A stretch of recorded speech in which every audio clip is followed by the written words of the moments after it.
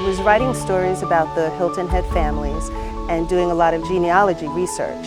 And through that research, I decided to look into my own. Through that research and that process, I was able to find out that not only am I Gullah, because my family line comes from Ravenel, South Carolina, but I also realized that my great-great-grandfather was a soldier that came from Ravenel, South Carolina to Hilton Head to fight for the Union Army.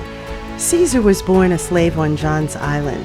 When he was about 20 years old, he found the courage to bravely escape into the night, making his way from Charleston to Beaufort, where he enlisted with the U.S. Colored Troops 34th Infantry Division, stationed on Hilton Head Island.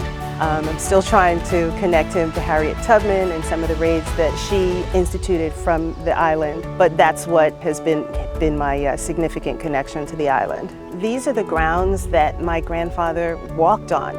This is maybe where he fought.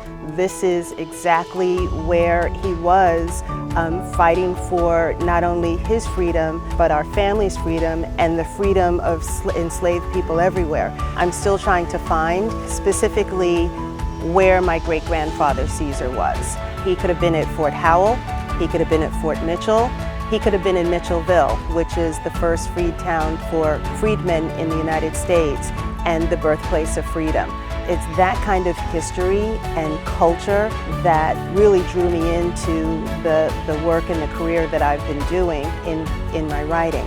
Hilton Head has one of the most significant historical gems when it comes to not only sites, but history and stories that most people don't know that they can connect themselves back to Hilton Head. This is really a treasured place. And it's important to preserve places like this for generations to come.